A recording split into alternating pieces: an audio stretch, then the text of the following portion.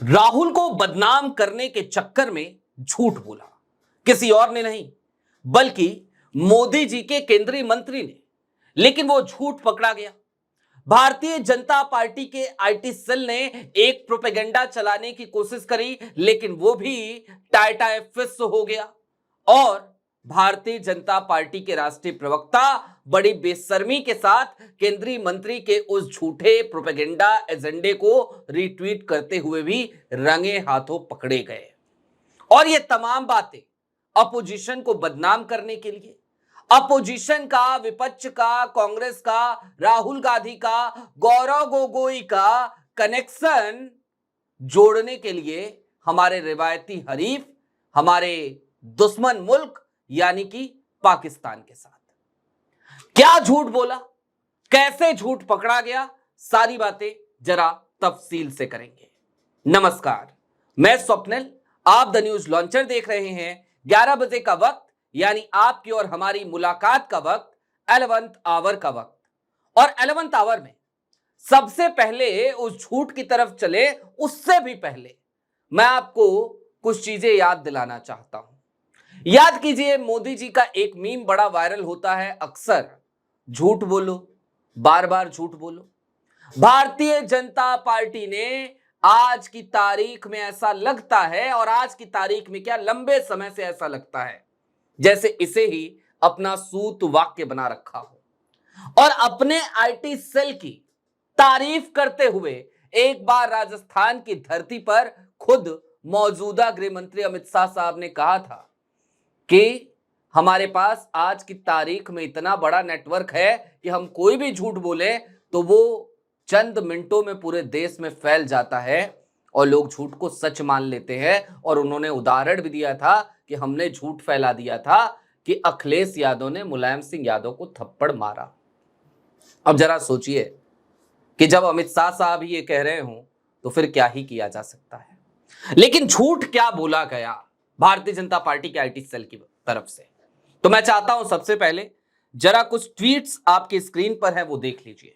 हालांकि जो डरपोक लोग होते हैं, जो कायर लोग होते हैं, उनकी एक निशानी ये भी होती है कि वो कुछ झूठ बोलते हैं, उसके बाद से अपनी बात से मुकर जाते हैं, अपने ट्वीट को डिलीट कर देते हैं।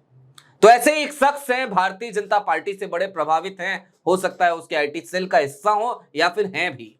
उन्होंने क्या लिखा, ऋषि बागरी नाम है, आप जानते होंगे। वो लिखते हैं, our people are sitting in India's parliament, Bilawal Bhutto. और ऋषि सिर्फ यही नहीं रुके, उन्होंने 2 वीडियो जो है वो साझा करी, शेयर करी। और ये जो 2 वीडियोस शेयर की गई, आप जानकर हैरान रह जाएंगे कि डॉक्टर्ड वीडियो थी बिलावल भुट्टो की। अब मैं चाहता हूं आप जरा एक बार बिलावल भुट्टो की एआई जनरेटेड वीडियो जो इनकी तरफ से फैलाई जा रही है उसको एक बार सुन लीजिए। हम तो हिंदुस्तान के वजीर आजम के सामने उसके संसद में हमारे प्रोपेगेंडा बुलवा सकते हैं। कौन रात के अंधेरे में हमले करते हैं? सुना आपने। अब इसके साथ ही साथ गौरव गोगोई की भी एक वीडियो चलाई जा रही थी जिसमें गौरव गोगोई कुछ सवाल उठा रहे थे, कुछ क्वेश्चन उठा रहे थे, और उसको इसके साथ जोड़कर यह कहा गया कि पाकिस्तान के मंत्री देखिए कितनी साफगोई के साथ यह बात कह रहा है कि भारत के संसद में उसके लोग बैठे हैं। गौरव गोगोई को टारगेट करने की कोशिश, राहुल गांधी के सेनापति को टारगेट करने की कोशिश। लेकिन इन सब के बीच जो सच्चाई है जरा वो भी देखिए। आप अब जो सुनेंगे, जो वीडियो देखेंगे, वो बिलावल भुट्टो की ओरिजिनल वीडियो है जिसको एआई द्वारा डॉक्टरेट की गई थी। were a direct result of the brutal aggression demonstrated by India. हम इस पे क्या कह सकते हैं जनाब स्पीकर? कौन रात के अंधेरे में हमले करते हैं? चोर रात के अंधेरे में हमले करते हैं, बुज़दिल रात के अंधेरे में हमले करते हैं। अगर उनमें हिम्मत होता तो वो दिन में आके ऐलाने जंग करते हैं, वो हमारे सिपाहियों के आमना सामने करते, हमारा अफवाज का आमने सामने करते। मगर इन बुज़दिलों ने रात के अंधेरों में निहत्ते बच्चे को निशाने बनाए हैं। उस पर कहा ना सिर्फ हम मजम्मत करते हैं, पूरी दुनिया उसका मजम्मत करते हैं जनाब स्पीकर। सुना आपने, बिलावल ने कहीं नहीं कहा था कि हमारे लोग भारत की संसद में बैठे हैं, लेकिन आपने इससे पहले जो सुना वो क्या था? बिलावल कह रहे हैं हमारे लोग भारत की संसद में बैठे हैं और हम अपना मौकिफ रखवा सकते हैं, यानी कि हम अपना एजेंडा सेट कर सकते हैं, हम अपना प्रोपेगेंडा सेट कर सकते हैं, हम अपनी बात भारत की संसद में उनके वजीर आजम के सामने यानी प्रधानमंत्री के सामने रख सकते हैं। ऋषि बागरी ने तो ये ट्वीट किया, चलिए कोई बात नहीं, दो रुपल्ली ट्रोल्स को उतना भाव नहीं देना चाहिए। लेकिन इसके बाद क्या हुआ?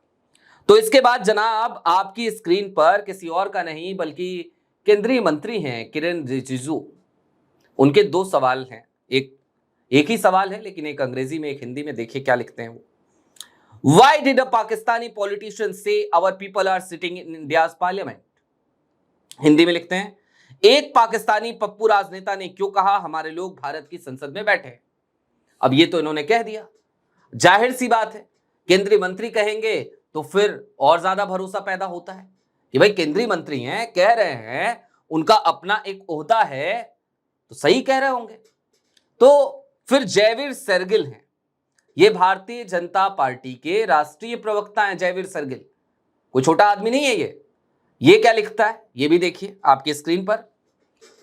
ये किरेन रिजिजू को कोट करते हुए लिखते हैं, also he said we can make our propaganda echoed in Indian parliament.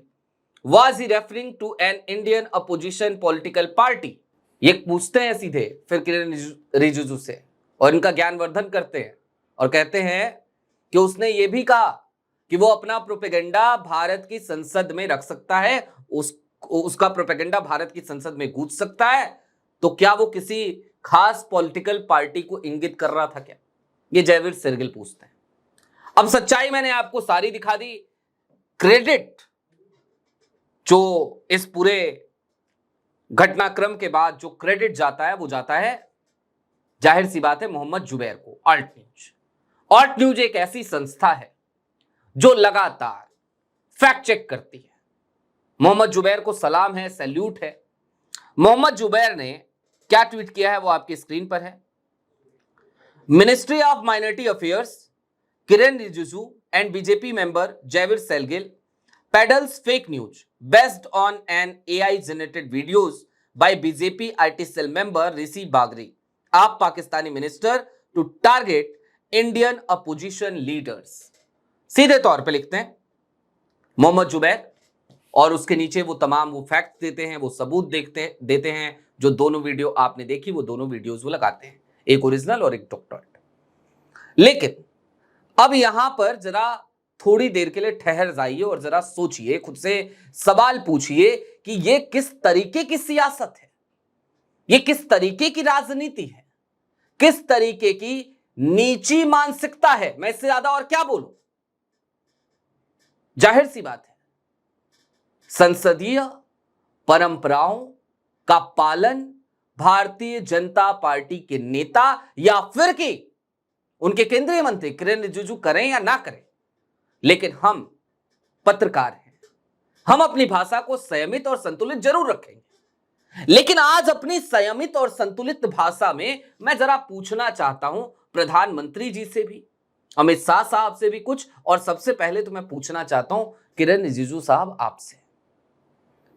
भाई आप केंद्रीय मंत्री हैं, आप एक जिम्मेदार पद पर बैठे हैं और आप इस तरीके का झूठ फैलाएंगे, प्रोपेगेंडा फैलाएंगे, एजेंडा चलाएंगे, तो फिर क्या अंतर रह गया किरेन रिजिजू आप में और दो रुपल्ले ट्रोल्स में? फिर क्या अंतर रह गया आप में और पूरे दिन झूठी बातें करने वाले आपकी पार्टी के या किसी भी पॉलिटिकल पार्टी के किसी भी आईटी सेल के मेंबर में? किरेन रिजिजू जी, आप केंद्रीय मंत्री हैं, सिर्फ भारतीय जनता पार्टी के सदस्य नहीं हैं, आप इस देश के केंद्रीय मंत्री हैं, एक महत्वपूर्ण विभाग संभालते हैं और उसके बाद आप इस तरीके की बातें करते हैं मिनिस्ट्री ऑफ होम अफेयर्स का मेंबर होने के बाद। इस तरीके का झूठ, इस तरीके का प्रोपेगेंडा, और आपका प्रवक्ता भी आपसे प्रभावित होकर वही झूठ फैला रहा होता है। तो फिर क्यों ना कहा जाए कि जो बात अमित शाह साहब ने कही थी और खुद के ही आईटी सेल को एक्सपोज कर दिया था, आपके आईटी सेल का सूतवाक्य आज की तारीख में प्रधानमंत्री नरेंद्र मोदी द्वारा वो जो बोला गया था, उसकी जो मीम कटी थी कुछ सेकंड की, झूठ बोलो, बार बार झूठ बोलो, वही होकर रह गया है। और आज ऐसा कह रहे हैं हम, तो इसके पीछे वाजिब सबूत हैं, वाजिब कारण हैं, क्योंकि केंद्रीय मंत्री रहते हुए आपने एक झूठी अफवाह को हवा दी है। बहरहाल अभी के लिए दीजिए इजाजत, कल फिर मिलेंगे इसी वक्त द न्यूज लॉन्चर पर। कार्यक्रम यही होगा 11th आवर। शुक्रिया।